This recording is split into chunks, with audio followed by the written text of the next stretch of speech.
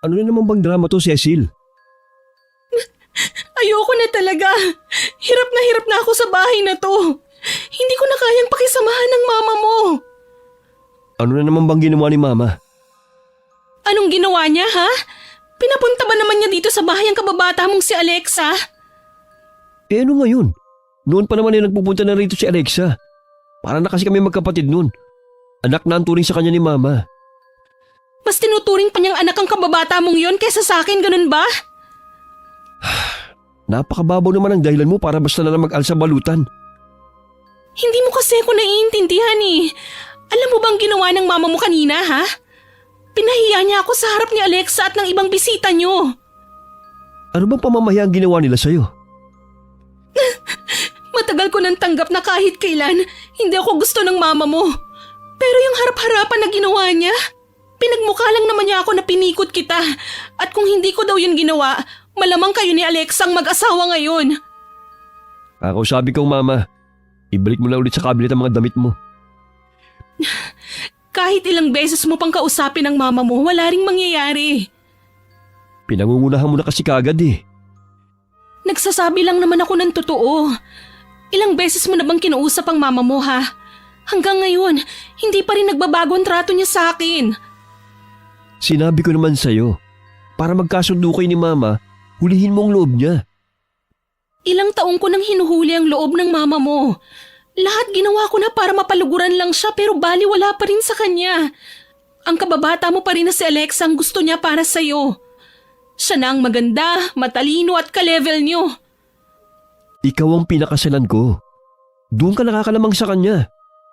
Ano ang silbi ng kapirasong papel na pinanghahawakan ko kung hindi naman ako welcome sa pamilya mo? Huwag mo na lang intindihin ang mga sinasabi ng pamilya ko. Hindi naman silang pinakikisamahan mo kundi ako eh. Mahal natin ang isa't isa. Yun lang ang mahalaga. May 3 taon na rin kami nagsasama ni Abdel. Minsan na rin ako nagdalang tao. Pero nung nasa 3 buwan na ang ipinagbubuntis ko nun, nakunan ako. Maselan kasi kung magbuntis. Pero dahil nakikitira kami sa biyanan ko, kailangan kong kumilos sa bahay nila. Marahil sa pagod na rin kaya dinugo ako. Nang yakapin ako ni Abdel, hindi ko na napigilang lumambot ang puso ko. Pinanghinaan na rin ako ng loob na ituloy pa ang plano kong pag-alis. Ilang sandali lang, nagpaalam siyang kakausapin muna ang mama niya. Tumango lang ako sa kanya. Nakaupo lang ako ng mga sandaling yon at nakatingin sa maleta kung saan ko isinilid ang mga damit ko. Napapitlag pa ako nang biglang bumukas ang pinto ng kwarto namin. At iniluwano ng galit na galit kong biyanan. Talaga bang gusto mo lumayo ang loob sa akin ng anak ko, ha? Ho? Hindi ko ho alam ang sinasabi niyo. Nagmamaang-maanga ka pa talaga, ha? Ano na naman ang isinumbong mo sa anak ko? Kasi mama, Yung nangyari ba kanina, ha? Napakaliit na bagay pinalalaki mo. Hindi ka man lang marunong sumakay sa biro ng mga bisita. Nakakahiya tuloy kay Alexa. biro lang po ba yun sa inyo? Kulang na lang ipagduldulan niyo ang babaeng yun sa asawa ko. Hindi niyo man lang inisip ang damdamin ko. Ako ba inisip mo, ha? Sarili mo lang laging iniisip mo. Lahat naman po ginagawa ko para matanggap niyo ako eh. Pero yung babae pa rin na yun ang gusto niyo. Dahil si Alexa, galing sa mabuting pamilya. Kalebel namin.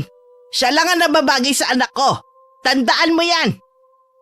Iniwanan pa ako ng matalim na sulyap bago lumabas si Mama Elena sa kwarto namin mag-asawa. Hindi ko na rin napigilang humagulgol habang sapo ang dibdib ko. Pakiramdam ko kasi, sobrang sikip na nito kaya halos hindi na ako makahinga. Yun din ang unang beses na direktang sinabi yun ng biyanan ko sa akin. Labis ako nanliit sa mga binitiwan niyang salita. Hindi na ako lumabas ulit ng kwarto namin ni Abdel hanggang makaalis ang mga bisita. Nang pumasok siya, tinanong niya ako kung nagkausap daw ba kami ng mama niya. Oo, galing nga siya dito kanina. Sinabihan ko kasi siya kanina. Sabi nga niya, kakausapin ka para makahingi ng dispensa sa nangyari. Wala naman daw siyang intensyong masama kanina eh. Yun palang sinabi niya sa'yo eh. Sana naman habaan mo ang pasensya mo kay mama. Alam mo naman na matanda na siya eh. Naniwala ka naman sa kanya. Bakit? Hindi ba kayo nagkaayos? Ba't sabi niya? Kung anong sinabi ng mama mo, yun na lang ang paniwalaan mo. Teka lang muna. Huwag mong sabihin na hindi pa rin tapos ang issue niyo ni mama. Okay na kami ng mama mo. Hindi ka pa ba matutulog? Inaantok na kasi ako eh. Mauna na ako sa'yo. Hindi ka ba kakain muna ng hapunan? Marami pang pagkain na natira sa baba. Hindi na. Nawala na rin ako ng ganang kumain eh. O sige, bababa lang ako sandali. Mauna ka nang matulog. Mamaya naman bakit na din ako. Tumango lang ako at saka inayos na ang pagkakahiga sa kama namin. Nakatulog naman agad ako ng gabing yun. Ni hindi ko na nga namalayan ng pagpasok muli ni Abdel at pagtabi niya sa akin. Kinabukasan, maaga akong nagising. Tulog pa si Abdel sa tabi ko. Ako na lang ang bumangon at dumiretso na ako sa kusina para kumuha ng kape. Dala ang tasa, lumabas ako ng bahay. Napansin ko si Aling Desa na naglalabas ng mga bote at sirang gamit. Nahinuha ko agad na nariyan si Mang Ringo, ang regular na magbobote na pumupunta sa bahay. Napansin ko na maraming tirang pagkain kagabi, kaya kinuha ko at balak sanang ibigay sa matandang lalaki. Naaktuhan naman ako sa ginagawa ko ni Abdel, na pagbibigay ng pagkain. Kagigising lang niya at hinahanap ako. Agad niya akong tinawag at pinalapit sa kanya. Anong ginagawa mo? Ha? Bakit ka namimigay ng pagkain sa taong hindi mo naman kaano-ano? Mga tira ito kagabi. Tiyak naman na wala nang kakain nito. Kaya mabuti ng pakinabangan. Kahit na. Hindi ka dapat namimigay ng pagkain sa kung sino-sino lang. Si Mang Ringo naman yan. Siyang kumukuha ng mga gamit na sira dito. Hindi na ibang turing ko sa kanya. Kaya namimiha sa mga tao yan dahil sa ginagawa mo eh. Pagkain lang naman to. Hindi mo kailangan magsalita ng hindi maganda.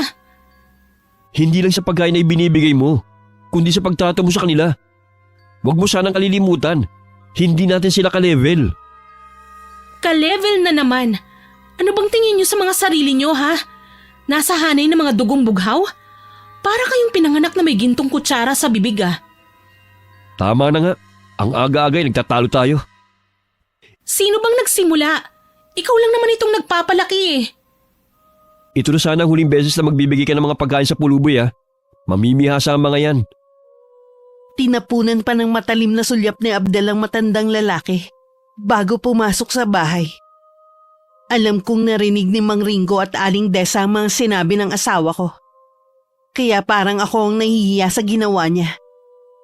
Nang matapos maikarga sa sidecar nito ang mga sirang gamit at ilang basyo ng mga bote, magalang pang nagpasalamat ang matandang lalaki sa ibinigay kong pagkain. Yun na rin ang huling beses ko nakita ang matandang lalaki. Tuwing tinatanong ko naman si Aling Desa, hindi rin daw nito nakikita si Mang Ringo. Anong pinag-uusapan niyo ni Aling Desa? Tungkol lang kay Mang Ringo. Yung magbobote? Oo, siya na nga. Napansin ko kasi na matagal na siyang hindi nagagawi dito. Tambak na kasi yung mga bote at dyaryo dyan sa bodega. Hindi ko maintindihan sa iyo kung bakit binibigyan mo ng importansya ang taong yun. Katulad ni Aling Desa, hindi ka dapat nakikipag-usap sa kanya. Bakit naman hindi? Wala akong makausap dito kundi si Aling Desa. Pati ba pakikipag-usap ko sa kanya minamasama mo? Ikaw lang ang iniisip ko Ayoko lang kasing lagi ka lang pinupulaan ni Mama. Hayun, dahil na naman sa mama mo. Kung siya ba'y nakikipag-usap sa akin, bakit ako makikipag-usap kay Aling Desa? Kinakausap ko naman ni Mama. Ikaw lang naman tong umiiwas Mas gusto ko pang kausapin ang kasambahay natin dito sa bahay. Kaya lalong lumilit ang tingin sa'yo ni Mama Ano bang nangyayari sa'yo, Abdel? Bakit parang nagiging katulad ka na rin ng mama mo? Anong ibig mong sabihin? Dati naman hindi ka ganyan magsalita sa mga taong mas nakakababa sa'yo. Bakit ngayon mahilig ka ng mangmata ng kapwa? Wala ka na rin pinagkaiba sa mama mong mata pobre. Yan ang tingin mo sa akin? Oo, ang laki na ng pinagbago mo. Para yun ang sinabi ko, pinalaki mo na naman. Parang ayaw mong pinagsasabihan ka. Huwag mo sanang kalilimutan na nasa pamamahay ka namin. Hindi ko nakakalimutan. Kaya nga kung nakikita mo, gumagawa din ako sa bahay niyo. Nahihiya kasi ko na baka isipin niyo nagbubuhay senyorita ako dito. Hindi naman kaso sa akin kung hindi ka gumawa dito sa bahay eh. Ang akin lang, makinig ka naman pag sinasabihan ka. Mamaya na, parating na si Mama. Nagtatalo ba kayong mag-asawa? Hindi po ma. Meron na po kami pinag-uusapan ng asawa ko. Oo nga po, Mama. Pasensya na po kung napalakas ang boses ko. Lagi naman malakas ang boses mo eh. Hindi ka man lang makapagsalita ng malumanay. Ma, Biro lang yon. Malambing kaya magsalita ang asawa mo. bakit po pala maaga kayong gumising ngayon? May lakad ba kayo? Meron, iho. Gusto ko sanang samahan mo ko. Ngayon na po ba? Oo, sa labas na lang din tayo kumain. Ay, magbibihis lang po ako sandali. Hihintayin na lang kita sa garahe, ha? Pasensya ka na. Hindi kita masasaluhan sa almusal. Kailangan ko kasing samahan si Mama. Ayos lang. Sanay naman akong kumaing mag-isa eh. Baka sumabay na lang din ako kina Aling Desa. Huwag ka na magtampo. Babawi ako sa iyo sa ibang araw. Tayo naman ang lalabas. Humalik pa sa pisngi ko si Abdel bago nagmamadaling pumanik sa kwarto namin. Naiwan naman ako na napapahinga na lang na malalim. Nang marinig ko ang andar ng sasakyan, tsaka naman ako pumasok sa kwarto. Nawalan na rin kasi ko ng ganang kumain ng almusal. Hindi rin naman nagtagal. Lumabas na rin ako para tumulong sa mga gawaing bahay. May mga pagkakataong talagang namimiss ko ang buhay namin sa probinsya. Hindi man kami kasing yaman ng biyanan ko. Kahit papano nakakariwasa naman kami sa buhay. Simple at katamtaman lang ang laki ng bahay namin, na may malawak na bakuran, na tipikal sa mga probinsyang katulad sa amin. Meron din kaming maliit na taniman ng gulay at prutas. May mga alaga ring hayop ang lolo't lola namin, na tumulong sa aming magkakapatid para makatapos ng pag-aaral.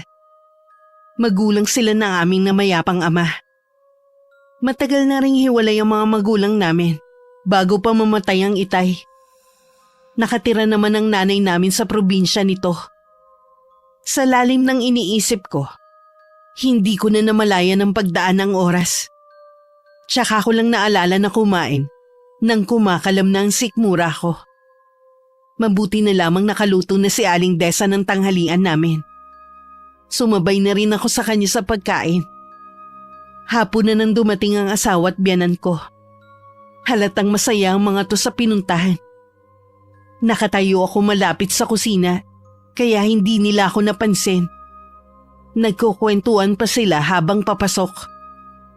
Wala pa rin talagang pinagbago si Alexa. Nakakatuwa talaga ang batang yun. Tuwing kasama ko siya, naku, hindi ko talaga namamalayan ng oras. Napakasaya kasing kakwentuhan at napakalambing din. Hindi lang yun. Matalino at mabait pa. Swerte na mapapangasawa niya. Napakaswerte talaga. Sayang nga lang, pinakawalan mo pa siya. Naman. Ilang beses ko bang sasabihin sa inyo na magkaibigan lang kami ni Alexa? Higit sa lahat, may asawa na ako. Mahal ko po si Cecilia. Oh, wala naman ako sinasabi na hiwalayan mo ang asawa mo ah. Ang sakin lang sana siya na lang ang niligawan mo noon. Wala naman po akong gusto kahit noon pa kay Alexa eh. Kaya hindi ko siya niligawan noon. Alam ko kaibigan lang din ang turing niya sa akin eh. Sigurado ka ba na kaibigan pa rin ang turing niya sa'yo hanggang ngayon? Kahit na ano pang sabihin niyo, hindi na po magbabago ang katayuan ko. Kasal na po ako at mahal ko ang asawa ko. Nanghihinayang lang kasi ko sa inyo ni Alexa. Mas bagay kasi kayo. Kahit ang iba nating kamag-anak sang-ayon sa sinasabi ko. Narinig kong tumawa lang ang asawa ko. Marami pang binanggit ang biyanan ko na magagandang katangian ni Alexa. Wala naman ako narinig na tugon kay Abdel. Sa hapunan, tamilmil akong kumain. Nakatungo lang din ako. At hinahayaan ko lang ang asawa at biyanan ko ang mag-usap. Hindi rin naman kasi ako makakasabay sa kanilang usapan. Dahil tungkol yun sa negosyo. Cecilia, bakit parang matamlay ka yata ngayon? Masama ba ang pakiramdam mo? Hindi po, Mama. Halos hindi kasi nababawasan ang pagkain mo eh. Nagmerienda po kasi ako kanina kaya parang busog pa po ako ngayon. Ganun ba? Hindi ka naman ba nainip dito sa bahay sa maghapon? Pasensya ka na kung natagalan kami, ha? Hindi naman po. Marami po akong ginawa dito sa bahay. Di ba sinabi ko naman sa'yo, huwag kang kikilos dito sa bahay.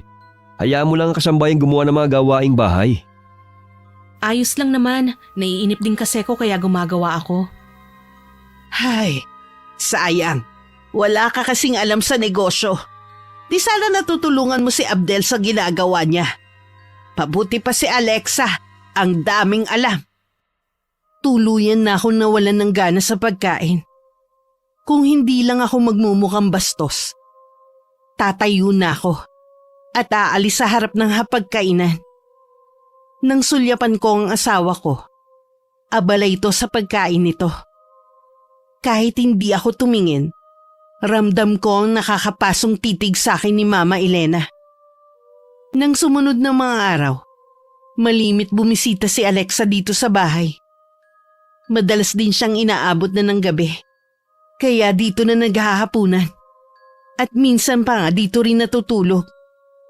Kitang-kita naman ang saya sa biyenan ko sa mga natatanggap nitong regalo mula sa kababata ng asawa ko. Ang bait talaga ni Alexa. Hindi nakakalimot magbigay ng pasalubong. Saan ba galing ang mga ibinigay niya sa inyo? Galing sila ng Cebu ng mga kaibigan niya. Ilang araw sila nagbakasyon. At dun nga galing ang mga pasalubong niyang to. Kaya pala isang linggo rin siyang hindi dumalaw sa inyo. Sabi ko nga, dalawin naman niya ako dito sa bahay. Masyado daw kasi siyang abala ngayon sa trabaho at negosyo niya. Ay, sana naman maisingit niya ang pagpunta rito. Kung dati iniiwasan ni Abdel ang pagbisita ni Alexa sa bahay namin, madalas hinaharap na niya ito kapag tinatawag siya ng kanyang mama. Gusto ko rin sanang makiharap dito, pero parating may pinagagawa sa akin ng biyanan ko. Halatang gusto niyang magkasarili na ng dalawa. Matinding pagpipigil lang sa sarili ang ginagawa ko para wag masagot si Mama Elena. Madalas iniiyak ko na lang sa gabi ang ginagawa nito sa akin. Ilang beses din sumagi sa isipan ko na ituloy na ang plano kong pag-alis sa bahay. Pero naisip ko na parang ako na rin ang nagtulak sa asawa ko kay Alexa. Lingid sa akin, unti-unti nang nilalaso ni Mama Elena ang isip ng asawa ko. Marami ang nagsasabi na bagay kayo ni Alexa. Naman, may asawa na ako. Ano ngayon? Hindi mo nga maipagmalaki ang asawa mo sa mga kakilala natin. Hindi katulad ni Alexa. Kahit kanino mo iharap, pwede mo ipagmalaki. Ma, alam ko hanggang ngayon ay ayaw niyo kay Cecilia. Pero sana naman po, pag-aralan niyo siyang gustuhin. Paano ko gugustuhin ang babaeng yan? Ni hindi ka nga mabigyan ng anak. Wala nang ang ginagawa dito sa bahay, hindi pa mabuntis-buntis. Sasamahan ko po siya sa doktor para malaman kung anong problema. Kung bakit kami hindi magkaanak. Baka naapektuhan ang matres ng babaeng yon na makunan siya dati. Sana naman po hindi siya nagka-diferensya. Kung magkakataon na hindi na pala siya magkakaanak, paano na yan? Sino magpapatuloy sa apelido natin? Huwag po muna kayo mag-isip ng negatibo. Baka kailangan lang ng pahinga ni Cecilia. Kung si Alexa sana ang nakatuluyan mo, siguro ngayon, maraming batang nagtatakbuhan na sa loob ng bahay natin. Tsak din na maganda't gwapo. Ewan ko lang kung sakaling magkaanak kayo ng asawa mo, kung ano magiging itsura. Ma, huwag lang nga natin pag-usapan si Alexa. Lagi niyo lang siyang isinasali sa usapan eh. Bakit hindi? Siya ang gusto ko para sa'yo at hindi yang si Cecilia. Hindi na nga po pwede mangyari ang gusto niyo. Nakakahiya kay Alexa, baka isipin nun. May asawa na ako, pilit niyo pa rin siyang inilalapit sa akin. Okay lang naman kay Alexa kung may asawa ka. Hindi mo ba nakikita? May gusto rin sa'yo ang kababata mo. Ano po? Totoo po ba yan? Totoong sinasabi ko. Ikaw lang naman tong manhid eh. Payuhan niyo na lang po siya na ibaling na lang sa iba yung pagtingin niya sa akin. Hindi ko hihiwalay ng asawa ko para sa kanya. Hindi ko gagawin yon. Dahil gusto ko nga na kayo ang magkatuluyan na dalawa. Ma, Ito ang sasabihin ko sa'yo. Kahit kailan, hindi ko matatanggap na asawa mo ang babaeng yon. Gusto ko kayo ni Alexa magkatuluyan balang araw. Walang kamalay-malay ang asawa at biyanan ko na narinig lahat ni Aling Desa ang pinag-uusapan nila. Nagsumbong siya sa akin nang minsan kami lang ang naiwan sa bahay. Nagngingit-ngit man sa galit ang aking kalooban. Wala naman akong magawa kundi pagkatiwalaan si Abdel na kahit anong panunulso lang gawin ng mama niya, hindi siya makikinig dito. Na mas mananaig pa rin ang pagmamahal niya sa akin. Sa kabila ng maayos na pakikitungo sa akin ni Abdel, hindi pa rin mawala-wala ang kaba sa dibdib ko. Lalo na tuwing lalabas siya para makipagkita sa mga kaibigan niya. Sino ba yung kaibigan na tinutukoy mo na galing ibang bansa? Dumalo ba siya sa kasal natin noon? Oo. Siya yung late na nakarating noon, si Bernard. Kilala naman pala namin ang isa't isa eh. Baka pwede akong sumama sa'yo. Naku, baka mainip ka lang. Tsaka, puro kami lalaki. Ganun ba? Ay, hindi mo pa kasi natutupad yung pangako mo sa akin na babawi ka eh. Sabi mo kasi lalabas din tayo. Pasensya ka na ha. Masyado lang talaga akong abala ngayon. Pangako, kapag may oras ako, mamamasyal at sa labas tayo kakain.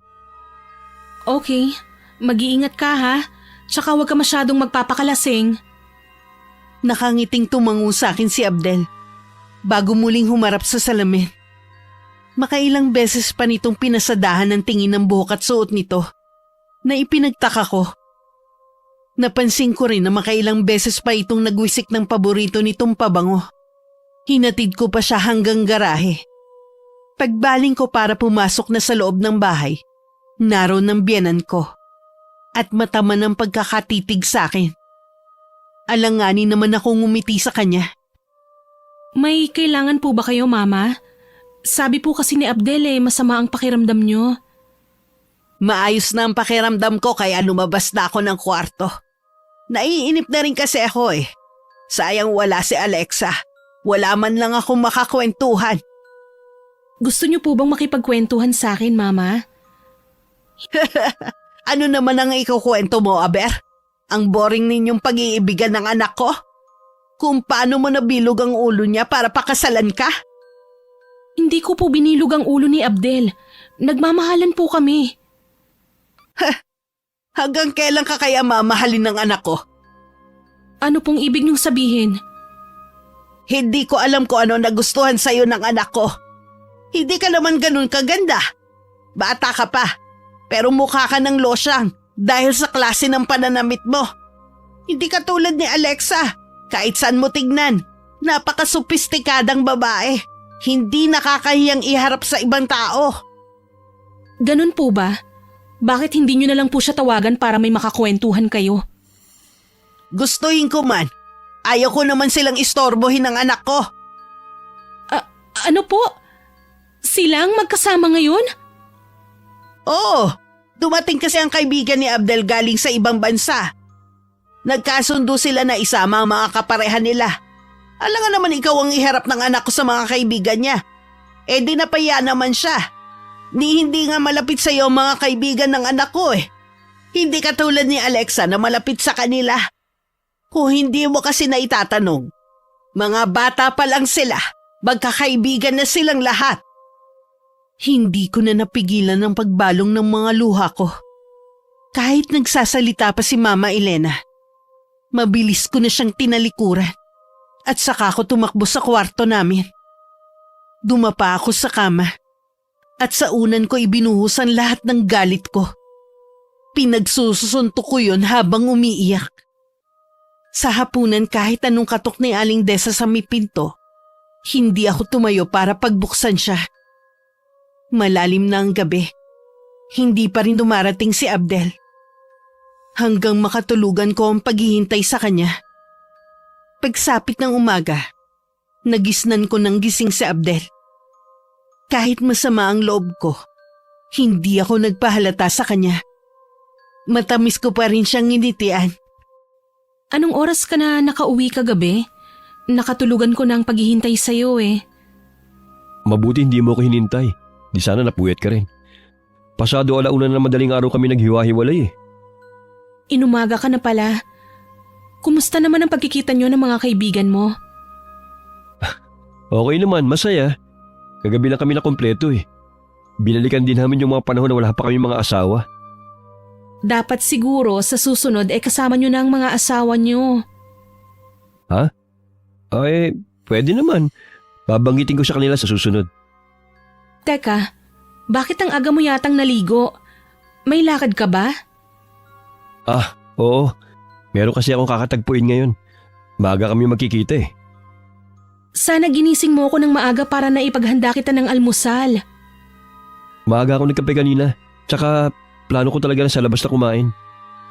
Mukhang abala ka nga talaga. Oo eh. Tsaka pala. Huwag mo na akong hintay mamayang hapunan ha. Hindi na rin kasi ako dito kakain. O paano? Alis na ako. Nang makalabas si Abdel sa kwarto namin, tsaka naman nabura ang ngiti ko sa labi. Nanginginig din ako sa matinding galit na nararamdaman ko ng mga sandaling yon. Hindi ko rin maiwasan pagdudahan ng mga sinabi nitong dahilan kung bakit kailangan niyang umalis ng ganong kaaga. Sinadya ko na rin tanghali na lumabas ng kwarto namin. Sa sala na abutan ko si Mama Elena. Hindi ko na lang siya pinansin at tuloy-tuloy akong pumunta sa kusina. Hindi ko alam na susundan niya ako. Sino ka para bastusin ako sa sarili kong pamamahay, ha? Ma, hindi ko po kayo maintindihan. Nakita mo na ako nakaupo sa sala. Basta mo na lang akong dinaanan. Hindi ba kabastusan yon? Pasensya na po kayo, Ma. Hindi lang po maganda ang gising ko. Hindi na po mauulit ang nangyari. Hindi na talaga! Dahil sasabihin ko kay Abel ang ginawa mong kabastusan sa akin! Nakikiusap naman po ako sa inyo, Mama. Huwag na po nating palakihin ang bagay na to. Kaya kahit kailan, hindi kita magugustuhan dahil sa ugali mong yan. Wala ka pa nga napapatunayan, nagmamalaki ka na. Wala ka talaga sa kalingkingan ni Alexa. Oo na! Wala talaga ako sa kalingkingan ng babaeng yun. Marunong akong mahiya at may delikadesa ako. Siya, alam niyang may asawa na si Abdel, pumapayag pa rin siya sa mga plano niyo na akitin at ilayo sa akin ang anak niyo? Ikaw na babae ka! Sige! Sampalin niyo ako. Tatanggapin ko dahil naging bastos ako. Pero tandaan niyo lang, mas nauna kayong naging bastos sa akin. Nagpupuyos ang kalooban ko na tinalikuran ko na si Mama Elena. Wala man lang akong pagsisising naramdaman sa ginawa ko. Nabawasan din ang bigat sa dibdib ko. Nang gabing dumating si Abdel, inaasahan ko na ang galit niya. Sa kwarto lang ako naghintay. Pagbungad pa lang niya, hindi na maipinta ang mukha niya. Nanatili naman akong kalmado sa harapan niya. Nagsumbong si Mama. Sinasagot-sagot mo raw siya. Akala ko ba nag-usap na tayo na hahabaan mo na ang pasensya mo sa kanya? Hindi ko na napigilan ang sarili ko kanina. Sumusobra na kasi ang mama mo eh. Pati ang Alexa na yon. Bakit naman napasama si Alexa rito? Hindi mo alam? Siya lang naman ang dahilan kung bakit ako minamaliit ng mama mo. Wala rin namang kahiya ng babaeng yun eh. Alam nang may asawa ka na, pumapayag pa rin siya sa plano ng mama mo. Magkaibigan lang kami ni Alexa. Magkababata kami. Hindi maaari mangyaring iniisip mo. Talaga? Kaya ba siyang isinama mo nung nagkita-kita kayong magkakaibigan? Dahil ikinakahiya mo ko sa kanila, ha? Sa bagay, mas may pagmamalaki mo nga naman siya kesa sa akin. Sino naman nagsabi sa'yo niyan? Sino pa ba sa tingin mo? Sino ba sa bahay na to ang gusto na lagi akong nakikitang nasasaktan at nahihirapan? Cecilia, mali ka ng iniisip mo. Anong mali? Malinaw naman na ikinakahiya mo ko sa mga kaibigan mo eh. Yun ang totoo. Oo, inaamin ko na kasama ko si Alexa. Kasi kaibigan din niya si Bernard at ang asawa niya. Kaya hindi kita isinama. Alam ko naman na hindi ka rin mag-enjoy sa ganung lugar eh. Huwag ka nang magpaliwanag pa. Ayoko nang marinig ang mga kasinungalingan mo. Anong gagawin mo? Saan ka na naman pupunta? Hindi pa ba malinaw sa'yo? Iiwan na kita para maging malaya ka na. Kapag wala na ako dito, pwede mo nang iuwi dito si Alexa. Di ba yun naman ang gusto ng mama mo? Huwag mo akong iwan. Hindi ko kaya mawala ka sa akin. Bitiwan mo ako! Huwag mo akong hahawakan. Sobra-sobra ng pagtitiis ko sa bahay na to at sa mama mo. Hindi ako santa, pero alam mong mabuti akong tao. Lahat ginagawa ko para matanggap ng mama mo. Pero kahit anong gawin ko, laging hindi sapat dahil iisang babae lang ang gusto niya para sa'yo. Huwag kang umalis. Ikamamatay ko kapag nawala ka sa akin. Hindi ko kaya. Kung kinakailangan, luluhod ako. Tumayo ka dyan. Sinabi nang tumayo ka dyan. Walang magagawa ang pagluhod mo. Pangako, lalayo ko na si Alexa. Kaya ko lang naman siya pinapakahirapan dahil sa pakiusap ni Mama eh. Nang akmang hahakbang ako, lalo pa niyang hinigpitan ng pagkakayakap sa binti ko. Hindi rin ako nakaalis ng araw na yun. Nanaig na naman ang pagmamahal ko sa kanya. Marami siyang ipinangako sa akin. Merong mang pagdududa sa puso ko kung magagawa nga ba niya yun. Binigyan ko pa rin siya ng isa pang pagkakataon na maayos ang aming pagsasama. Hindi yun nagustuhan ni Mama Elena. Kapag wala si Abdel sa bahay, marami siyang masasakit na salitang binibitiwan. Sa lahat ng paghihirap ng kaloobang nararanasan ko sa bahay na yun, si Aling Desa lamang ang karamay ko. Napansin ko naman na laging mainit ang ulo ni Abdel tuwing uuwi ng hapon.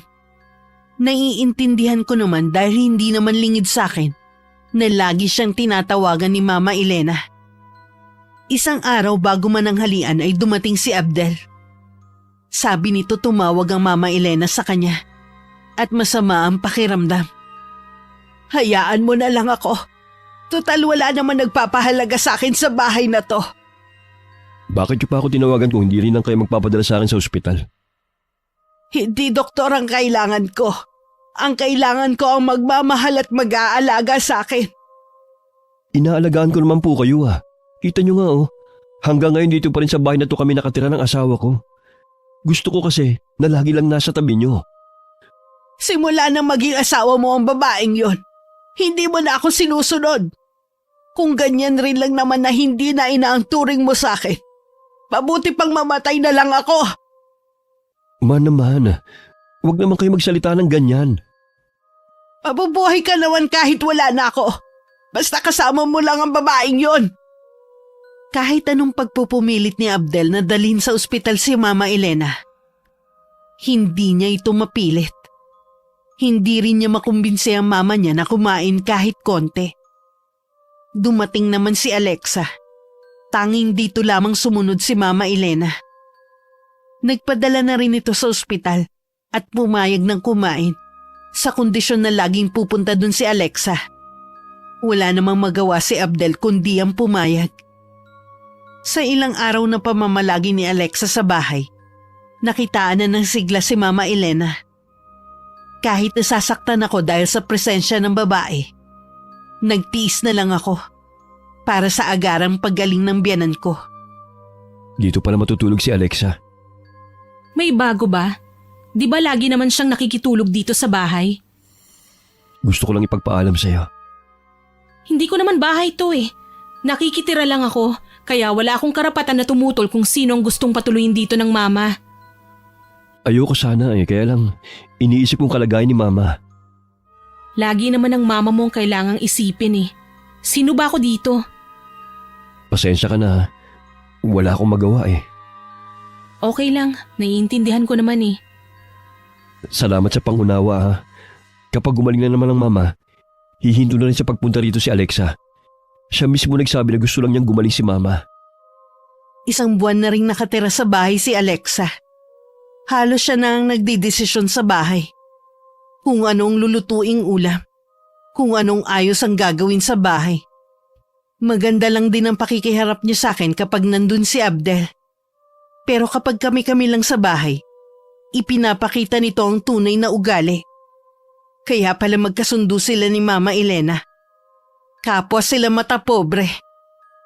Kasalukuyan akong nasa kusina ng mga sandaling yon nang kausapin ako ni Mama Elena. Hanggang kailan ka ba magtitiis sa bahay na to? Hanggat nandito po ang asawa ko. Ako na ang nagsasabi sa'yo. Ni isang kusing, wala kang makukuha sa anak ko. Hanggat hindi ka niya iniiwan, wala siyang manang makukuha sa akin. Hindi po perang habol ko sa anak ninyo. Alam po yan ni Abdel. Sinong niloloko mo? Sa tingin mo kaya, hindi ko nakikilala ang mga babaeng oportunista na katulad mo? Bakit po ba galit na galit kayo sa pinagmulan ko? Dapat nga po mas higit niyo ako naiintindihan eh. Dahil nagmula rin kayo sa mahirap na pamilya. Bakit po kung umasta kayo ngayon, sobrang taas ng tingin niyo sa sarili niyo? Hindi ko alam ang sinasabi mo. Huwag mo kong gawan ng kwento. Huwag niyo na pong ipagkaila. Matagal ko na pong alam na tindera lang kayo sa palengke nang makilala niyo ang papa ni Abdel. Itiko mo yung bibig mo! Bakit niyo po gustong itiko ang bibig ko? Ayaw niyo bang malaman ni Alexa ang nakaraan niyo? Tumigil ka sabi! Nananahimik po ako dito nang puntahan niyo ako para lang hamakin na naman, kaya hindi po ako titigil. Sabi na nga ba, may tinatago ka ring ugali. Mabuti pa po magpahinga na kayo. Baka mamaya magkasakit na naman kayo at isumbong niyo na naman ako kay Abdel. Kitang-kita ko ang paglalabasan ng mga ugat sa noo ni Mama Elena. Napasulyap din ako sa kamao niyang nakatikom at nanginginig. Tinalikuran ko na lang siya para matapos na ang pag-uusap namin. Lumabas muna ako sa kusina at nagpahangin sa likod bahay. Sinundan naman ako ni Aling Desa. Sa mga ganong pagkakataon kasi, parang ang babae na ang tumatayo kong ina sa bahay na yun. Siya rin na nagbibigay ng lakas ng loob sa akin para lumaban at huwag mawalan ng pag-asa. Pareho pa kami nagulat nang marinig namin ng malakas na tili ni Alexa. Sabay pa kaming pumasok ni Aling Desa sa sala ng bahay. Pareho kaming itinulos na sa kinatatayuan nang makita ang mama na walang malay at may umaagos na dugo sa ulo. Nasa ibaba ito ng hagdan. Hinuha ko na hulog ito habang paakyat. Nahimasmasan lang kami pareho ni Aling Desa nang muling sumigaw si Alexa na kailangan naming dalhin sa ospital si Mama Elena. Nang maisakay si Mama Elena sa kotse ni Alexa, tanging si Aling Desa lamang ang sinama nito. Naiwan naman akong labis na nag-aalala. Buong gabi ako naghintay ng tawag ni Abdel. Sigurado kasing nakarating na rito ang nangyari kay Mama Elena. Pagsapit naman ng umaga, dumating na si Aling Desa. Sabi niya mabuti na ang lagay ni Mama. Pero kakatuwa ang kinikilos nito na tila may nais sabihin. Nang tanungin ko naman, malalaman ko rin daw pagdating ni Abdel. Nang dumating ang asawa ko, galit niya akong kinumpronta sa nangyari sa mama niya. Anong ginawa mo sa mama ko? Ano bang sinasabi mo? Wala akong ginawa sa kanya. Ikaw raw ang dahilan kung bakit nahulog si mama sa hagdan, sabi ni Alexa. Hindi totoo yan. Narinig na lang namin na sumigaw si Alexa. Pagpasok namin, nasa sahig ng mama at wala nang malay. Hindi ko na alam kung sinong paniniwalaan ko sa inyo eh. Bakit naguguluhan ka kung sino ang paniniwalaan mo sa amin ni Alexa? Natural lang na ako ang paniwalaan mo dahil asawa mo ko. Nagsasabi ka ba ng totoo? Bakit hindi mo tanungin si Aling Desa? Siyang nakakaalam sa totoong nangyari kay Mama Elena. Siya din ang nakakaalam kung paano ko tratuhin ng mama mo at ni Alexa. Nagkukunwari lang siyang mabait kapag kaharap ka. Pero kapag kami na lang ang nandito sa bahay, lumalabas na ang tunay niyang ugali. Pareho sila ng mama mo, mata pobre at mapangmata sa kapwa. Bakit hindi mo sinasabi sa akin yan? Para ano? Wala ka namang magagawa, di ba? Mama mo yun. Asawa mo lang ako. Natural na siya pa rin ang papanigan mo. Patawarin mo ako. Hindi ko na rin kasi alam ang gagawin ko sa inyo. Sabi mo nga, kahit anong gawin mo, hindi ka talaga matatanggap ni Mama. Iisa lang ang solusyon na naiisip ko. Ang umalis ako sa bahay na to. Hindi kita papayagan. Mamili ka. Ako o ang mama mo. Huwag mo namang gawin sa akin to. Hindi pwede na pareho mo kaming piliin. Hindi matatahimik ang bahay na to hanggat nandito ako.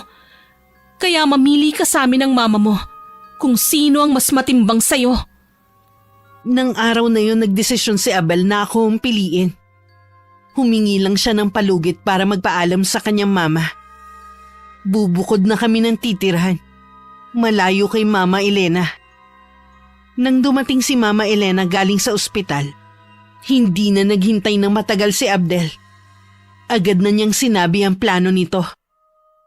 Gaya ng inaasahan namin, hindi yun nagustuhan ng mama niya. Galit na dinuro-duro pa ako nito. Hindi naman ako nagpatinag. Alam kong nasa panig ko ang asawa ko. Kahit nandun pa rin kami, tuluyan nang nawala ang bigat sa dibdib ko. Dahil sa wakas makakalaya na rin kami sa bahay na yun at sa manipulasyon ni Mama Elena. Ngunit hindi ko inaasahan ang mga susunod na sinabi ni Mama sa amin. Oras na umalis ka rito, Abdel. Ni isang kusing wala kang makukuha sa akin. Sa ibang tao ko ibibigay ang mana mo. Titiyakin ko rin maghihirap ka. Babawiin ko sa iyo ang negosyo, sasakyan mo, at pera mo. Hindi niyo yung magagawa sa akin, Mama. Kapag pinili mo ang babaeng yan, makakaya mo bang tumira sa barong-barong? Kaya mo bang magtiis na yung ipapaulam sa'yo galing sa karinderya? Ang mahalaga naman po ay magkasama kami ni Abdel. Makakaraos din po kami. Makakaraos? Kailan pa? Hindi sanay ang anak ko sa mahirap na buhay. Kaya mamili ka. Ang babaeng yan o ang yaman na nakasanayan mo na? Abdel, mabuti pang umalis na tayo. Huwag mo na siyang pakinggan. Di ba sabi mo, lahat kakayanin mo basta magkasama lang tayo? Sige, sumama ka sa babaeng yan. Nang maranasan mo kung paano maghirap. Tingnan ko lang kung kakaibiganin ka pa rin ng mga kaibigan mo. Oras na malaman nila na isa ka ng pobre. Hindi sila tunay na kaibigan kung sa ganitong panahon nila tatalikuran si Abdel. Bakit hindi ka sumagot, Abdel? Umalis na tayo, Abdel. Halika na. Cecilia, Bakit? Kailangan na nating umalis. hindi ko kayang maghirap. Hindi ko kakayanin. Ano? Pero sabi mo sa akin, hindi mo kayang mawala ako sa'yo. Bakit ngayon yan ang sinasabi mo?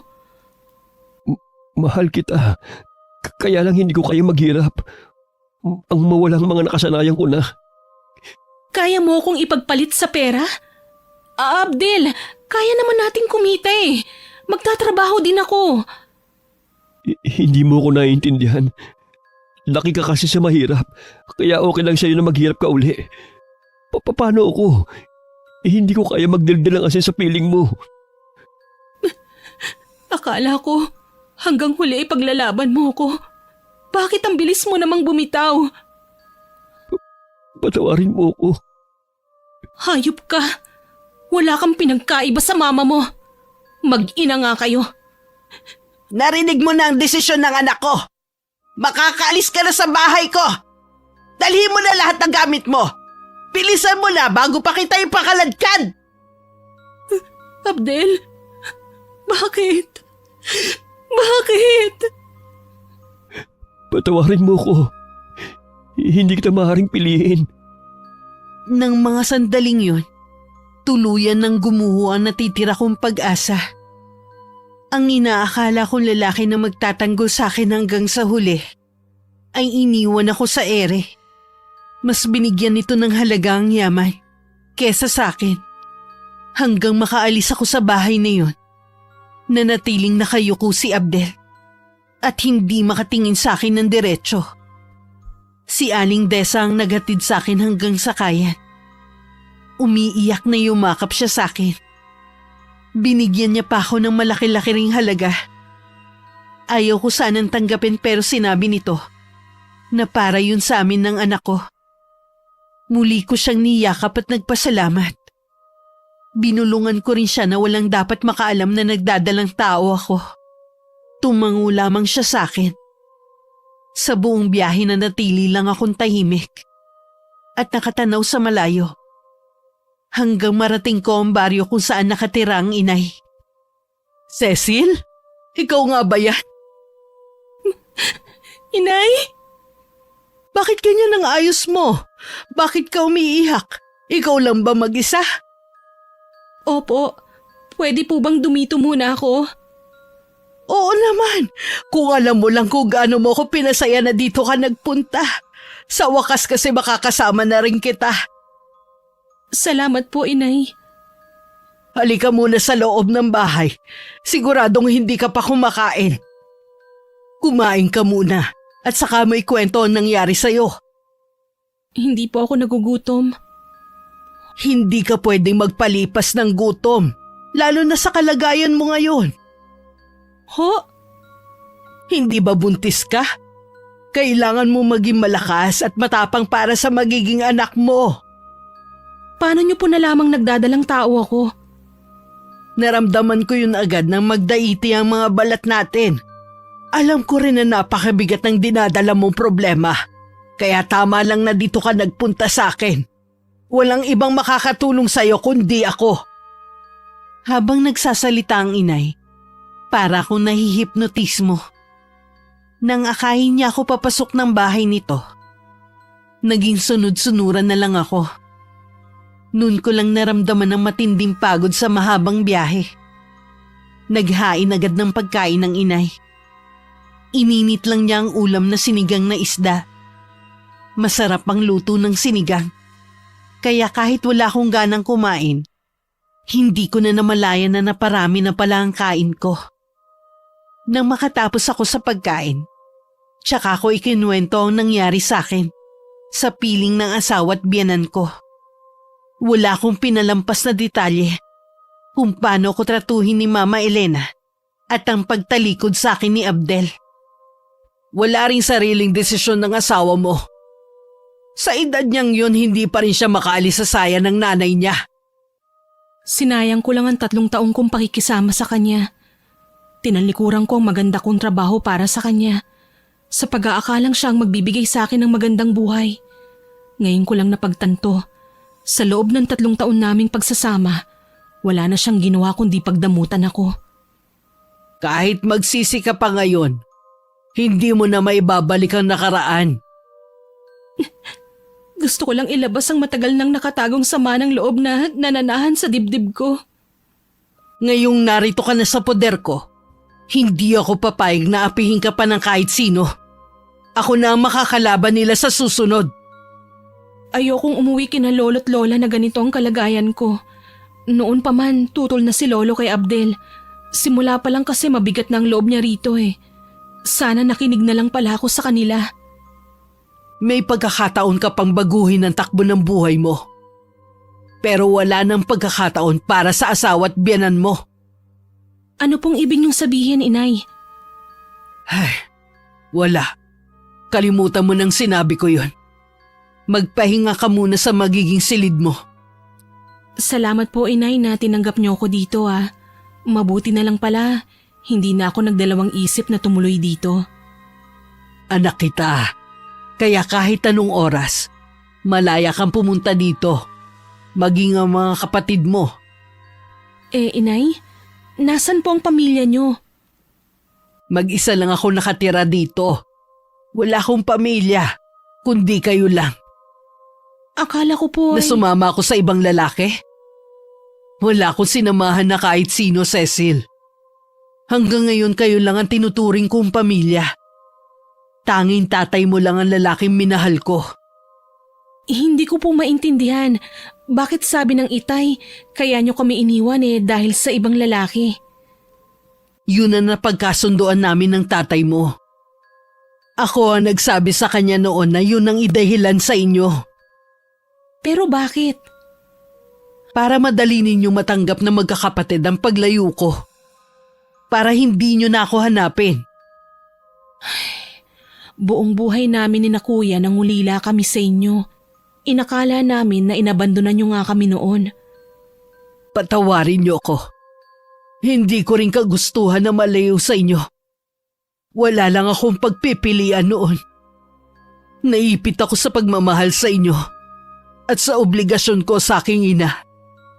Naging sapat ba ang dahilan nyo para iwan kami? Hindi. Pero hindi ako nagsisisi sa naging desisyon ko. Dahil batid ko sa paglayo ko sa inyo, nailigtas ko kayo sa mas malaking kahihiyan. Ngayon alam ko na kung bakit hindi nag-asawang Itay noon. Dahil hanggang sa huling hininga niya, kayo pa rin ang mahal niya. Ganun din ako. Tatay niyo lang ang mamahalin ko habang nabubuhay ako. Yung sinasabi niyo na dahilan ng paglayo niyo, ano po ba yun? Malalaman mo rin sa mga susunod na araw. Gusto kong ikaw mismo ang makaalam. Gusto ko pa sana mag-usisa kay inay. Pero nagpatiuna na siya sa paghakbang papunta sa magiging silid ko sa bahay na yun. Isang katamtamang laki ng silid ang pinasok namin. Meron din nag-iisang bintana. Malaki yun kaya malayang nakakapasok ang sariwang hangin. Ang tanging laman nun ay isang kama at drawer. Lagi ko nililinisan ang kwarto na to. Umaasa kasi ko na baka isa sa inyong mga anak ko makaalalang bisitahin ako rito. Maraming salamat po, Inay. Tiyak na magiging masarap ang tulog ko mamayang gabi. Habang nandito ka, huwag ka munang mag-isip ng kahit ano. Kailangan mo rin makapagpahinga alang-alang sa dinadala mo. Opo, Inay. Oh, maiwan muna kita. Titingin ako sa talipapa ko anong pwedeng mabili na merienda doon. Tatawagin na lang kita kapag nakaluto na ako. Sige po, Inay. Nang mapag-isa, itinabi ko na muna ang mga dala kong bagahe. Nahiga muna ako sa higaan. Nakaramdam naman ako ng kaginhawaan nang mailapat ko ang likod ko sa malambot na kama. Hindi ko rin namalaya na makakatulog pala ako. Nagising ako ng hapon na. Uminat pa ako. Magaan na ang pakiramdam ko. Lumabas ako sa silid ko at nakita ko ang inay sa kusina. Ngumiti naman siya sa akin nang makita ko. Malapit na itong maluto. Maupo ka na muna riyan. Napahaba po yata ang tulog ko. Mabuti nga yun para gumaan ang pakiramdam mo. O heto, magmerienda ka muna. Sabayan niyo na po ako, Inay. Habang pinagsasaluhan namin ng inay ang inihanda nitong merienda, hindi ko naman maiwasan na isipin ang nangyari sa akin. Lingid sa akin, pinagmamasdan naman ng inay ang ekspresyon ko. Nababasa nito ang laman ng isip ko kahit hindi ako magsalita. Isa yun sa mga katangian ng inay, ang makabasa ng iniisip ng ibang tao. Alam mo anak, hindi kita pipilitin na kalimutan agad ang nangyari sa'yo. Pero sana tanggapin mo na sa sarili mo na kahit kailan, hindi na kayo magkakaayos ng asawa mo hanggat buhay ang biyanan mo. Naranasan ko po na lumaking hindi buo ang pamilya. Ayoko po sanang maranasan yun ng magiging anak ko. Sa kabila na wala ako sa tabi nyo habang lumalaki kayo, naging mabuti kayong mga bata. Hindi lang yun. Nagawa nyo pang magtapos ng pag-aaral. Kaya naniniwala ako na magagawa mo rin yun sa anak mo kahit wala ang ama niya sa tabi nyo. Hindi ko kayo pababayaan na magiging apo ko. Hindi ako nakaimik sa sinabing yun ng inay. Litong-lito pa rin kasi ko sa mga sandaling yun. Sa kaibuturan ng puso ko, umaasa pa rin ako na sana maayos pa rin namin ni Abdel ang pagsasama namin. Sadya yatang matigas ang ulo ko. O ganito lang talaga ang nagmamahal. 1 linggo na ako sa bahay ng inay nang magpaalam akong luluwas.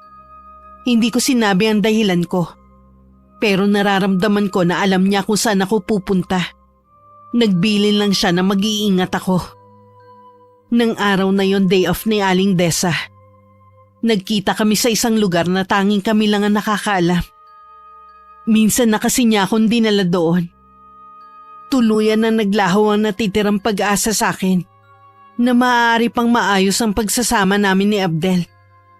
Sinabi kasi ng kasambahay na nagsasama na sina Alexa at Abdel sa iisang bahay. Opisyal na rin di umano ipinahayag ng dalawang kanilang relasyon. Pinayuhan na lang ako ni Aling Desa. Nakalimutan na ang asawa ko at magpakalayo-layo na lamang. Pag-uwi ko sa bahay ng inay, lagi lang akong tulala at nakakulong sa kwarto ko. Hindi ko natuloy na mamalayan ang ginagawa ng inay. Minsan kailangan kong magbanyo. Naabutan kong may mga tao sa sala. Isa sa kanila ang nag-abot ng sobra na naglalaman ng pera. Napakunot ang noo ko habang nakatingin sa kanila.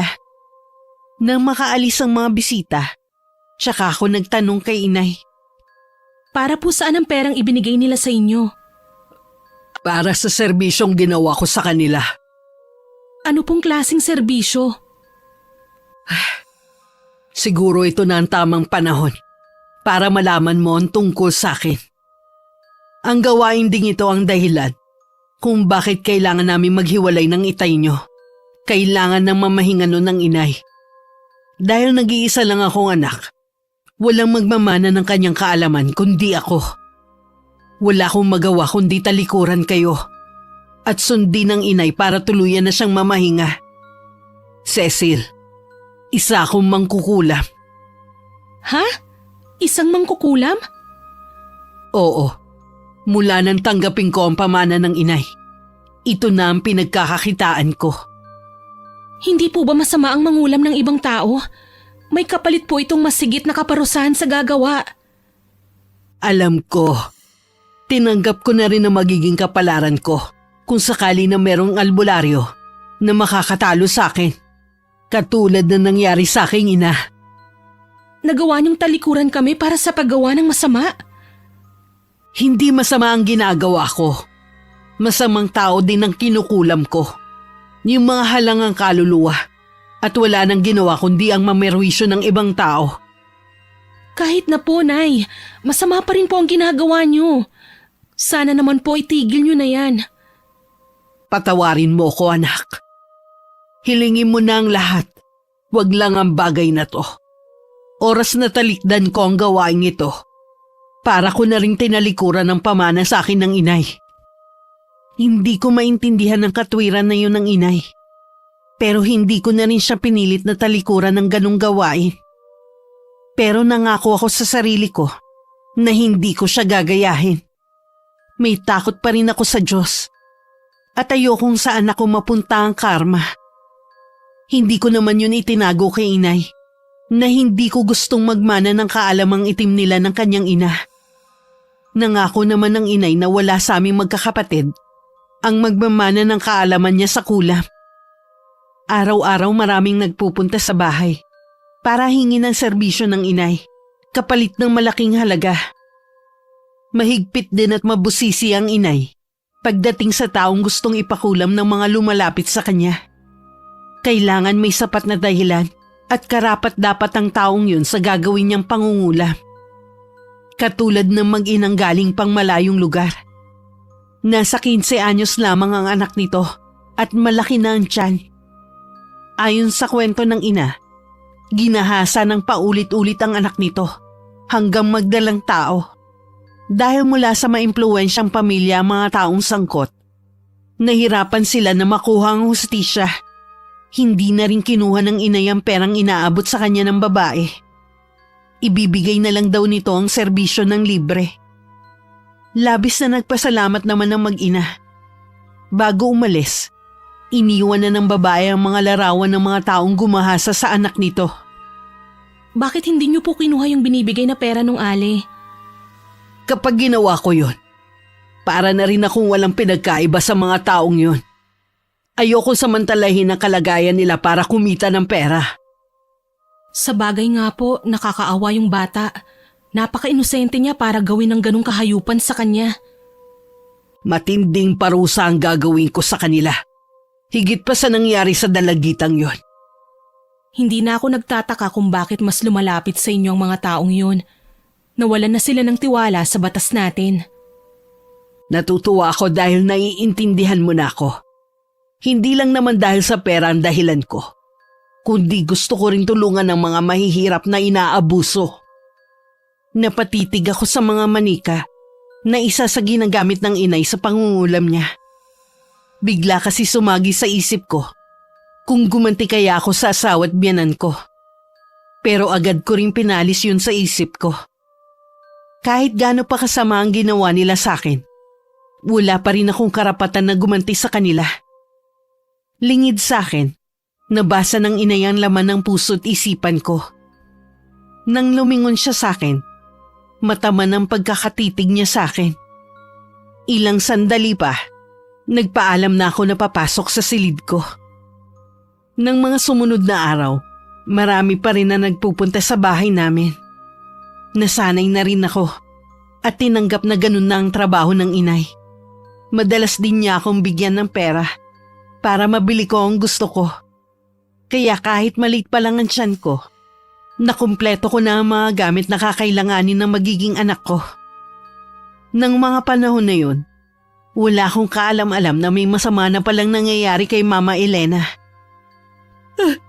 May kumukulam yata sa akin, Abdel. Bakit hindi ako mapagaling ng mga doktor na tumitingin sa akin? Huwag niyo pong sabihin yan. Maghahanap po tayo ng mas magaling na doktor. Gagaling din po kayo. Pakiwari ko may kung anong gumagalaw sa loob ng tiyan ko. Bakit walang tigil sa paglaki ang tiyan ko? Malalaman po natin kapag nasuri na kayo ng doktor. Konting tiis na lang po. Hirap na ako, Abdel. Iuwi mo na lang ako sa bahay natin. Pakiramdam ko, lalong lumalala ang kalagayan ko dito sa ospital.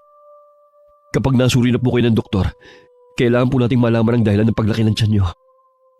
Pangako ka, anak. Iuuwi mo na ako sa lalong madaling panahon. Opo, Mama. Pangako yan. Pagkatapos ng maraming pagsusuri na ginawa kay Mama Elena, hindi pa rin matukoy ang sanhi ng paglaki ng tiyan nito. Kahit si Abel, nawawalan na rin ng pag-asa na gagaling ang kanyang mama. Kaya naman nagdesisyon siyang iuwi na lamang ito sa bahay. Kahit si Aling Desa, kumbinsido na baka kinukulam ang kanyang ina. Palaisipan naman sa kanilang lahat kung sino ang gagawa nun. Sinabi ko naman sa iyo may kumukulam sa akin. Sino naman po ang gagawa nun sa inyo? Wala naman po kayo nagiging kaaway. Si Cecilia lang ang pwedeng gumawa nito sa akin. Matindi ang galit ng babaeng yun sa akin. Wala na po sa buhay natin si Cecilia. Hindi po tama na pagbintangan pa natin siya. Alam mo ba ang pagkatao ng babaeng yun? Kung anong klaseng pamilya meron siya? Ikaw na rin mismo ang nagsabi na lolo't lola lang ang nagpalaki sa kanilang magkakapatid. Kung may masama pong gagawin sa inyo si Cecilia, dapat noon pa. Hindi siya magtitiis dito sa bahay. Mahal mo pa ba ang babaeng yun? Hindi po yun basta mawawala. Asawa ko pa rin po si Cecilia. Hibang ka na nga talaga. Sa dami ng babaeng pwede mong pakasalan, ang babae pang yun na hindi natin alam ang nakaraan. Mabuti pa po magpahinga na kayo. Hindi po makakabuti sa inyo kung lagi na lang kayong nagagalit. Hindi ako magagalit kung hindi ako kinukulam ng babaeng yon.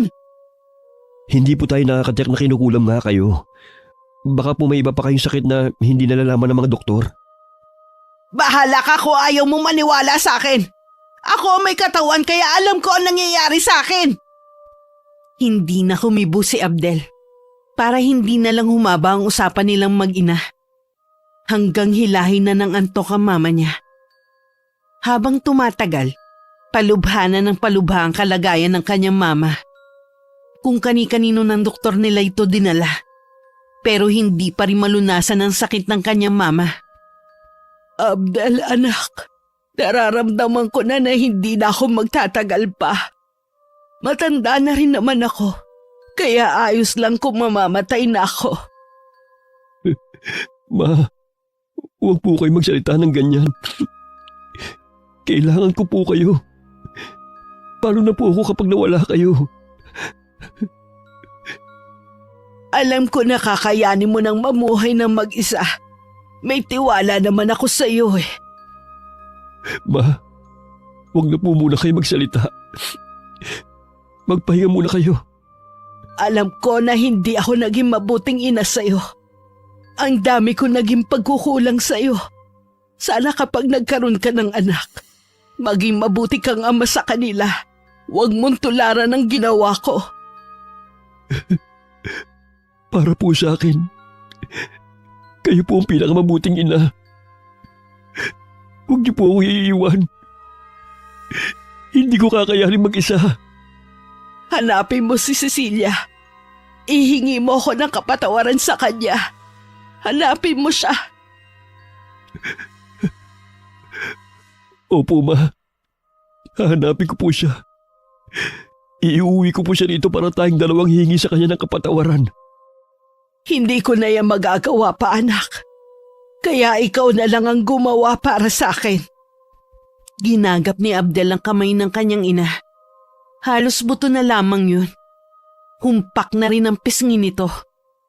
Tila wala na ring dumadaloy na dugo mula rito.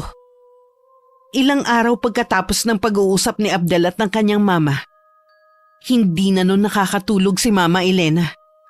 Parati kasi itong may tinuturo sa kisame at minsan sa may bintana. Hindi na rin siya makausap ng matino. Hanggang isang umaga, natagpuan na lamang ni Abdel ang kanyang ina na wala ng buhay. At nilalabasan na ang katawan nito ng mga uod na kasing laki ng mga butil ng bigas. Naglulundagan pa yon. Nasaksihan pa niya ang paglabas ng isang alupihan sa tenga nito. Noon lang naniwala si Abdel sa sinasabi ng ina na kinukulam ito. Samantala, patuloy naman sa pagdagsa ang mga taong gustong kumuha ng serbisyo ni inay. Halos wala nang ang pahinga ang aking ina para lang matulungan ang mga taong lumalapit sa kanya. Kailangan niyo rin pong matulog, inay. Baka mamaya kayo naman ang magkasakit. Huwag mo kong alalahanin, iha. Malakas ako at kaya ko ang sarili ko. Ikaw dapat ang nagpapahinga na. Hindi pa po kasi ako inaantok eh. May bumabagabag ba sa'yo? Ilang gabi ko na po kasing napapanaginipan si Mama Elena. Tapos kanina po dinalaw na naman niya ako sa panaginip. Para po ba siyang nagpapaalam na? Humingi rin po siya ng kapatawaran sa mga ginawa niya sa akin. Meron ipinapahiwatig ang panaginip mong yon. Maaaring ang biyanan mo ay nagdurusa sa isang karamdaman. O di kaya sumakabilang buhay na. Imposible pong mamatay kaagad si Mama Elena kahit matanda na malakas pa po siya. Hula ko lang naman yon. Pero malay naman natin. Ay, wag na nga po natin siyang pag-usapan. Mahihiga na lang po ako ulit at pipilitin kong makatulog. Mabuti pa nga. Matutulog na rin ako maya-maya. Tatapusin ko lang ang paglalagay ng sinulid sa mga alaga kong insekto. Nang humakbang ako pabalik sa silid ko, hindi ko na nakita pa ang pagsilay ng ngiti sa labi ng inay. Tumayo pa siya at kinuha ang isang litrato. May patak pa ng kandilang itim ang bandang tiyan ng taong nasa larawan. Kinabukasan, pagkatapos ng almusal namin, nagpaalam ang inay na may pupuntahan lang. Kapag daw may naghanap dito, sabihin ko na lang daw na babalik din siya agad. Naisipan ko na lang na maglinis ng buong bahay. Hindi pa naman malaki ang tiyan ko, kaya nakakagalaw pa ako ng maayos. Naisip kong pasukin ang kwarto ng inay, kung saan siya nagsasagawa ng kulam. Maraming litrato ang nakadikit sa dingding. Meron doon ang pumukaw ng atensyon ko, kasabay ng malakas na pagkabog ng dibdib ko. Isa kasi sa litratong naroon ay kay Mama Elena. Agad ako nagkahinala na may ginawa rito si inay. Mabilis naman ako lumabas sa kwarto na yun. Nang marinig ko ang pagdating ng inay, agad kong ipinakita sa kanya ang litrato. Nanginginig pa ang kamay ko na may hawak nun. May ginawa po ba kayo kay Mama Elena? Oo. Iginanti lang kita sa ginawa niyang pang-aapi sa'yo. Sa tingin mo kaya basta ko na lang palalampasin yon? Pero inay, hindi po tama ang ginawa niyo. Wala akong pakialam kung tama o mali ang ginawa ko. Ang mahalaga lang naman sa akin, maiparanas ko sa kanya ang paghihirap mo nung nasa kanila ka pa. Paano po kung may makaalam sa ginawa niyo? Huwag kang mag-alala. Hindi nila malalaman yon. Sa wakas matatahimik na rin ang kalooban mo. Ano po ang nangyari kay Mama Elena? Buhay pa siya noon nang kainin ng mga insekto ang kanyang katawan. Matinding pagpapahirap muna ang kanyang naranasan bago siya binawian ng buhay. Balak niyo rin po bang gantihan si Abdel? Alang-alang sa'yo at sa magiging apo ko, hindi ko siya idadamay. Ay, salamat po. Sa kabila ng ginawa niya, ayoko pa rin na may masamang mangyari sa kanya. Patawarin mo ko, Cecil, kung naglihim ako sa'yo tungkol sa plano ko. Alam ko kasi natututol ka. Tututulan ko nga po kayo dahil ayokong lalong maging masama kayo ng dahil sa akin. Paulit-ulit ko pa rin pong hihilingin sa inyo na itigil nyo ng ginagawa nyo. Huwag kang mag-alala. Malapit ko nang itigil ang ginagawa ko. Talaga po? Oo. Alang-alang sa inyo ng apo ko. Pinanghawakan ko ang pangako na yun ng inay. Umaasa ako na kapag gigising ako sa umaga, wala ng mga bisita ang naroon para hingin ng serbisyo niya. Matuloy na lumipas ang mga araw. Unti-unti ko na rin natatanggap ang mga nangyari sa akin. Nakakatulog na ako ng mahimbing tuwing gabi na hindi kailangan umiyak. Tinanggap ko na ng maluwag sa dibdib ko na kami na lang ng anak ko ang magkasama. Kung kailan naman masaya na ako sa piling ng inay, isang hindi inaasahang bisita naman ang dumating sa bahay. Paano mo nalaman na nandito ako? Galing ako sa lolo't lola mo. Baka nga daw nandito ka sa bahay ng nanay mo. Wala ka naman daw kasing ibang pupuntahan eh. Umalis ka na. Naiintindihan ko ang galit mo. Pero sana, hayaan mo makapagpaliwanag ako. Hindi na kailangan. Malinaw na hindi mo kayang mabuhay nang wala ang karangyaan na nakasanayan mo. Wala na si Mama. Bago siya mamatay, gusto niyang hanapin kita at ihingi ko siya ng tawad sa iyo. Nasabi mo nang gusto mong sabihin, makakaalis ka na. Nagsisisi na ako sa lahat ng ginawa ko sa iyo. Magsimula muli tayo. Pangako, magiging mabuti na akong asawa sa iyo. Huwag kang mangako kung hindi mo rin naman kayang panindigan. Bigyan mo pa ako ng isa pang pagkakataon. Umuwi ka na sa akin. Bakit ngayon ka lang? Hindi ko kasi maiwan si Mama. Kailangan niya ako. Ang sabihin mo, kaya ka lang nagdesisyon na hanapin ako dahil wala na ang mama mo. Natatakot kang mag-isa. Napakaduwag mo pa rin. Pwes, hindi ako ang mama mo na pwede mong sandalan. Kaya umalis ka na. Hindi ako titigil sa panunuyo sa iyo. Babalik ako dito lagi. Hanggat hindi ka sumasama sa akin. Nag-aaksaya ka lang ng panahon. Hindi mo rin ako mapipilit na bumalik sa'yo. Tinalikuran ko na si Abdel. Nasabi ko na rin naman ang mga dapat kong sabihin sa kanya. Pagkatapos ng pag-uusap naming yun, mas lalong gumaan ang pakiramdam ko. Napagtanto ko na hindi ko naman pala siya kailangan sa buhay ko. Ilang beses pang bumalik sa bahay si Abdel, pero hindi ko na siya hinarap pa. Ang inay na lang ang humaharap sa kanya. Ayaw ka nang kausapin ng anak ko, kaya mas mabuti kung hindi ka napupunta rito. Nagmamakaawa po ako sa inyo. Kahit sandali lang po. Wala na akong magagawa kung ayaw ka na ni Cecilia. Napuno na siya sa'yo. Hindi po ako aalis dito hanggat hindi ako hinaharap ni Cecilia. Ikaw ang bahala. Mula sa pagkakasilip ko sa maliit na siwang ng kwarto ko, nakita kong nakatayo pa rin sa bakuran namin ang asawa ko. Nang pumasok ang inay sa loob ng bahay, tsaka naman ako lumabas ng kwarto. Ayaw umalis ng asawa mo. Desidido talaga siyang hintayin kang harapin siya. Aalis din po yun. Kilala ko ang asawa ko, wala yung tiyaga. Kung talagang desidido ka nang hindi na makipagbalikan sa kanya, ang mabuti nating gawin, umalis na sa bahay na to. Aalis po tayo dito? Oo, nangako ako sa'yo na titigil na ako sa ginagawa ko, di ba? Mangyayari lamang yon kung aalis na tayo sa lugar na to at hindi na ako masusundan ng mga humihingi ng serbisyo ko. Salamat po, Inay, at pinagbigyan niyo ang kahilingan ko. Naisip kong ito lamang ang pwede kong gawin bilang nanay mo. Ayoko ding ikahiya niyo ako dahil sa gawain ko. Kahit kailan po, hindi ko kayo ikakahiya. Alam ko po na ganun din ang mga kapatid ko. Niyakap ko pa ng mahigpit ang inay habang lumuluha. Gaya ng plano, umalis kami sa lugar na yon. Walang nakakaalam na bumalik kami sa lugar ng itay. Nakipagkita rin ang inay sa dalawa ko pang kapatid. Katulad ko, wala rin silang galit o katiting na pagtatampo kay inay. Ni minsan kasi, hindi hinayaan ng itay na magtanim kami ng sama ng loob noon kay inay. Nagpatayo kami ng maliit na bahay malapit kina lolo. Habang naroon kami, kapansin-pansin ang pagbawas ng timbang ng inay. May sakit po ba kayo, Inay? Wala anak. Naninibago lang siguro ako nung lumipat tayo rito. Nag-aalala po kasi ako sa inyo eh.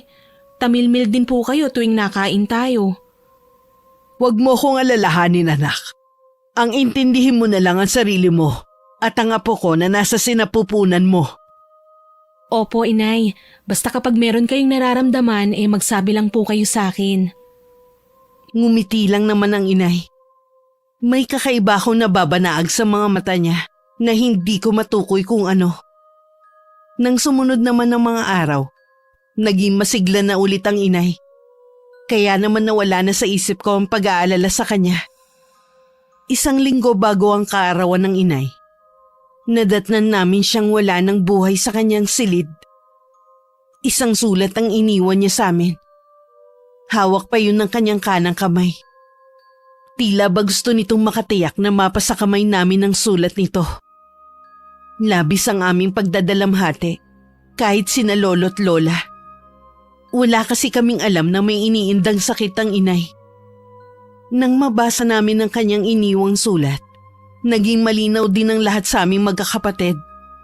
1 mangkukulam din ang nagbigay ng sakit kay inay. Hindi nito kayang pagalingin ang sarili. Dahil batid na nito ang magiging kamatayan. Ang hiling ko na tumigil na siya sa kanyang ginagawa ay pinagbigyan niya. Malaking halaga rin ang iniwan niya sa aming magkakapatid. Inipon niya ang perang yun ng ilang taon para sa amin. Maraming salamat po, Inay.